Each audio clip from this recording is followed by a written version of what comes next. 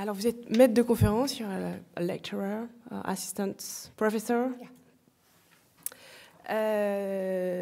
spécialiste des cultures visuelles et coordinatrice des programmes du master qui s'appelle Creative Industry and Cultural Policy and Patronage à l'université Roundabout University, aux Pays-Bas. Vous allez nous parler de musique. We're going to talk about music and try to wake us up quite a lot. I've been listening to that yesterday, like around midnight, so I'm all right. And about the Wu-Tang group, and I get the problem. I mean, I've read like an article recently about this guy who bought the CD and is actually menacing them to destroy it. So I guess you are going to go back to the original and tell us the story about that. Yeah, I will. Okay. I've timed this. This is about 22 minutes, so it shouldn't be long. Okay, first I'd like to thank the organizers of the conference for inviting me. I'm very happy and honored to be here. And the title of this conference section is The Limits of Funding, and this is very fitting because I'm going to talk about a case of private patronage in which limits were tested in a number of ways. Over the next 20 minutes, I will discuss what is in fact, I think, an experiment in patronage. It features a young patron confidently trying to discover how to make being a patron work. And it also features a group of artists who have never dealt with patronage before, but who are still determined to use private funding as to publicly bolster their financial and cultural position. And I will introduce to you the artists involved. Here we have the iconic hip-hop group, the Wu-Tang Clan, and here we have their patron, Martin Shkreli, and you will hear all about them in a minute. Making private patronage work, they discover, is not easy. We've heard all about this before, and it is made even harder by the fact that they operate in the music industry and art world not geared towards private funding at all. My point today is that the experiments of Martin Shkreli and Wu-Tang Clan can teach us a thing or two about how modern patrons and artists take up new roles and positions, how they use clever tactics to make patronage work in commercialized contexts, and how they use the trope of the boasts as a way of getting attention. Well, patronage and hip-hop culture, this seems an odd combination. Hip-hop as a genre has become so commercialized that it doesn't seem to need any rich patrons.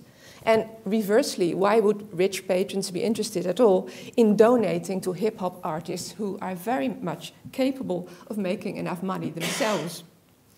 I think part of the answer can be found in the way hip-hop positions itself as both hyper-commercial and authentic, as both focused on money and focused on credibility.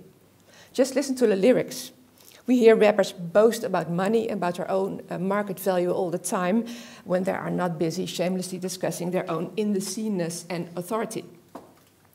My point here is that anyone wanting to know about the workings of patronage has good reasons to be interested in the way hip-hop culture flips both sides of this coin. Wu-Tang Clan is seen by many as the most important and one of the most important and groundbreaking groups in hip-hop history. Their work crossed over to the mainstream very early in their career, but still they have always been both commercially and artistically successful. In part, this was due to the originality of their sound. In part also to the atmosphere of semi-intellectual mystique they managed to create around their work. And this has earned them a lot of fans. Wu-Tang Clan's fan base is one of the most devoted and also one of the most critical in the industry. In 2015, so this is 1 year ago this month, Wu-Tang Clan released one sole copy of its new album, Once Upon a Time in Shaolin. The rap group did not release the album commercially, but put it up for what they called private auction as a single sale item. It was presented as some sort of luxury object. And here we see the two producers silver rings and Riza holding their luxury objects. Check out the white gloves. A richly decorated hand-carved silver casing around it. No digital copies exist. There's only one copy and it's in that silver thing. Targeting one buyer only meant also, of course, targeting one listener only. By offering the album to a private patron, the Wu-Tang Clan bypassed their fans and denied them the right to ever hear the music. Well, normally patronage facilitates production and distribution, but here we have a case of patronage deliberately preventing and frustrating distribution to a global market. Well, you can understand, not many of their fans understood this move. To them, this wasn't a case of experimenting with a new way of financing art. This was, for the fans, a case of selling out, of betraying the loyalty of the fans, of falsely boasting about the value of their work, and even of desperately trying to revitalize an already dwindling career. As this graphic shows, selling records had become a problem for the Wu-Tang Clan. Between 1993 and 2014, the clan's sales dropped from 2.4 million for the first album to 2.1 for the second, to 1.1 for the third, to nearly 500,000 in 2001, to less than 300,000 in 2007, to only 60,000 for A Better Tomorrow in 2014, and finally the sales dropped, of course, to only one copy in 2015. But the group confidently reminded their critics and fans this was not about the money.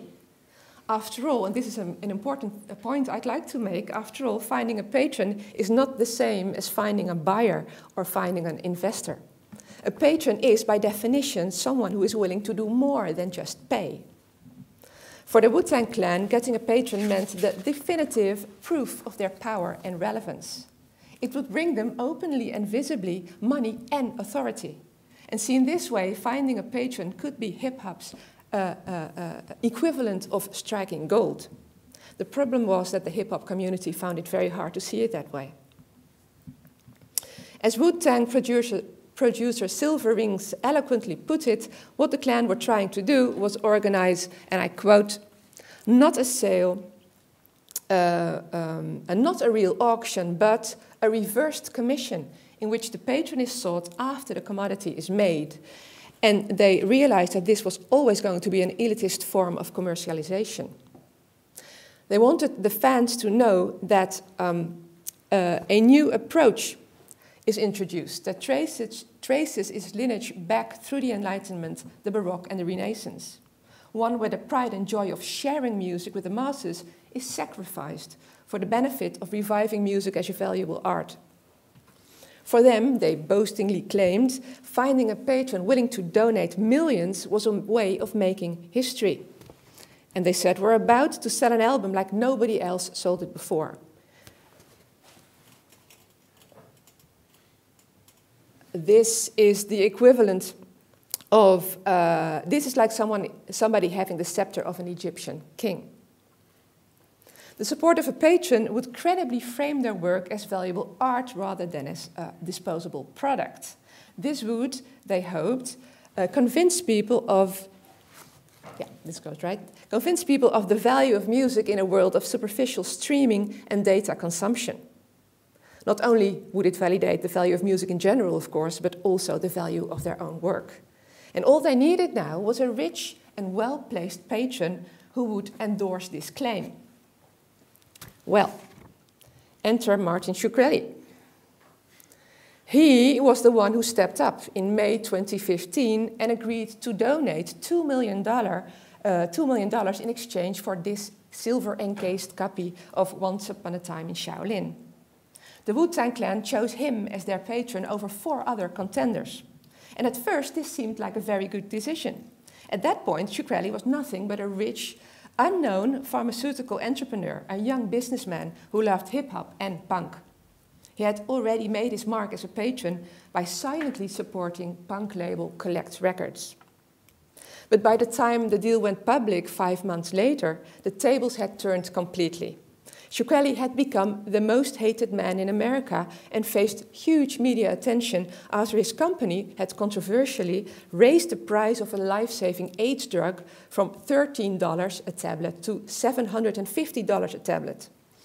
Things got even worse when CRAL was accused of double dealing and when he was arrested for fraud, and this made headlines the world over, and I will just show you some of them.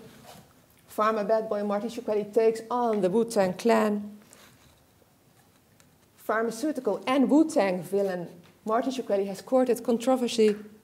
You can read this one for yourself because my French isn't up to much. A German headline about the pharma bad boy. Advice to Martin CRAL, 9 ways to stop being the most hated man on the planet. And one of them was to share the music on the album with the fans. And another French one for your diversion. CRAL was, it turned out, not at all the patron the clan dreamed of. They had hoped for someone outspoken but discreet. Instead, they got a born provocateur who delighted in shamelessly playing the villain. Just days after the Wu-Tang deal went public, CRAL announced on Twitter that he would never share the music with the fans. He then revealed that he was thinking of destroying the album without even listening, just to spite the fans. And he also announced that he wasn't the world's biggest Wu-Tang Clan fan anyway, and that he thought that their leader, RZA, was just another arrogant rapper, and that he just wanted to have fun and throw some money around. In other words, Martin CRAL completely and shamelessly stole Wu-Tang's thunder. Not surprisingly, Wu-Tang fans the world over took this very badly. The hip-hop community couldn't understand how RZA and Silver Rings could have joined forces with someone who couldn't even appreciate their work. Many critics agreed and concluded that Martin CRAL was the worst thing that could have happened to the rap group. No way, they claimed, was the support of this man ever going to give the Wu-Tang Clan what they were after. But I'm not so sure. To evaluate their relationship, I'd like to look at this simple schematic model. I would say, normally, we get to grips with what goes on in patronage relationships by looking at the central binary relationship between the two main actors, the artist and the patron. Any dynamics going on there, we would find right there, either by looking at the artist and at the way he and his work or her work benefit, or by looking at the patron, at the way the patron benefits. Or we would focus on the patterns of exchange going on between them, on the way they interact, they negotiate and exchange resources. The point I'd like to make here is that this binary approach works quite well if you want to analyze the workings of patronage in less commercialized contexts. In literature, say, or in experimental visual arts, or even in subcultural corners of the music industry, like punk or metal. In my experience, patronage relationships tend to be more personal there, more tailored to the individual needs of the actors, and relying more on meaningful personal exchange and personal validation. But in the corporate and media-controlled world of hip-hop, it's not enough, I think, to conceptualize patronage as essentially binary. Here, I think it is triangular. And the third all-important actor is the public. Is this going right? Yeah. The public. The public, and here I am following economist Richard Zeckhauser and art historian Jonathan Nelson, is a key factor because it's needed to visibly add value to anything that goes on between patron and artist. If in real estate the factor determining the value of property is location, then you could say that in commercialized patronage, the factor determining the value of the exchange between patron and artist is audience. Patrons and artists work in alliance to try and impress an audience and be validated by that audience. Thus, the patron uses his alliance to the artist to impress the public. You see him taking the route by way of the artist, but not stopping there and trying to impress a public. sending signals that indicate value and distinction by way of his connection to the artist. And the artist does exactly the same. He uses his alliance. Oh, this doesn't work. No. He uses his alliance to the public he uses his alliance to the patron to impress his audience, signaling information about the value of his position and his work by way of this connection to his benefactor. Of course, this notion of audience or public should be used with extreme flexibility. Audiences can be big or can be small, can be actual or can be intended, can be located in the here and now or projected into the future. In this case, both the Wu-Tang Clan and Martin Shkreli seem to aim their messages at the same large audience of music critics and hip-hop fans. But characteristic of their new, more open way of positioning is the fact that both parties use social media to communicate and interact directly not only with each other, but also with their fans and with the hip-hop community. Martin Shkreli uses Twitter to comment on his actions as a patron. Silverings discusses Wu-Tang's financial decisions with his fans on Wu-Tang Corp, the clan's own website. So we see both parties experimenting with taking new routes, interacting directly with both their audience and their more traditional exchange partner. I'll take one more step and suggest that the single most important message artists like the Wu-Tang Clan try to get across to their fans is that the support of a patron means that they have been selected, they have been chosen, they have been singled out, and that this position of chosenness is a confirmation of the relevance of their art. So here we have selection. Similarly, the most important message modern patrons convey is that being a patron of important artists means that they are worthy of proximity or nearness to those artists. Their position of unique closeness to the creative process serves to signal their value, crucially not as wealthy individuals or as commercial buyers, but as art lovers and art experts. It's not their money that earns them a place at the table, it's their ability to appreciate and value real and proper art. So messages of proximity and selection are sent. And I would argue that Martin Shkreli, to focus on him now, that Martin Shkreli does indeed send messages of proximity and value, but in a double-edged way. From the beginning, he presented himself to his audience of young hip-hop fans as someone who likes to play with any expectations his public may have of what patronage is and what being a patron means. With Shkreli, you never quite know where you are. His messages are always tongue-in-cheek and ambiguous. Here we see him demonstrating his noble and altruistic side.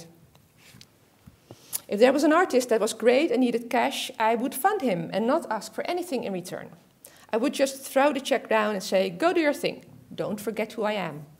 If you need $50,000 or $100,000 to go do your shit, go on tour for the first time, I make bets on people, bets on artists all the time, and I'm happy to do that, totally free, and just be there as a go-to for the right folks. To validate this claim, Shkreli takes care to assure his public that to him, hip-hop is more than just disposable entertainment. To him, hip-hop is art. In 500 years, they're going to talk about rap the same way we talk about Shakespeare. I just want to throw my hat in the ring, that's all. I don't want to make money. Here we see a perfect example of the way patronage endorses artists and art forms by way of selection. Shkreli uses his position as a patron to validate hip-hop by selecting it, singling it out, setting it apart from other forms of entertainment, and telling the world that this is worth subsidizing, this is worth donating to. And we see him addressing a future audience as well here, because if in 500 years people will still be talking about the Wu-Tang Clan, then chances are that people will still be talking about the patron of the Wu-Tang Clan as well. No wonder Shkreli wants to throw his hat in the ring. Shkreli further validates his claims by demonstrating how his investment in hip-hop has earned him, or should earn him, proximity to the artists. I think I bought a seat at the table with this album, he said, meaning that it bought him access to the hip-hop elite. He boastingly expects Kanye West to trade me some unreleased shit, Ace Hood to stand next to me in a music video, and to be the one to turn DMX's career around. Here we see him parading his proximity to rapper Fetty Wap on Twitter last December, and Fetty Wap is one of the up-and-coming young rap artists. There was a big article on him in The Guardian only this morning. So. But Duquerroy also adds meaningfully that I hope I'm accepted for sure, and admits that, after all, he's only a rich guy showing off. Just a white guy trying to penetrate a cool black culture. At the end of the day, he admits his activities as a patron are also meant to, to show your friends or your last company, like, hey, fuck you, look at me, I got this $2 million album. Now, normally, and by normally I mean in less commercialized contexts, for both artists and patrons, it is important that they frame their quest for selection and nearness as essentially disinterested.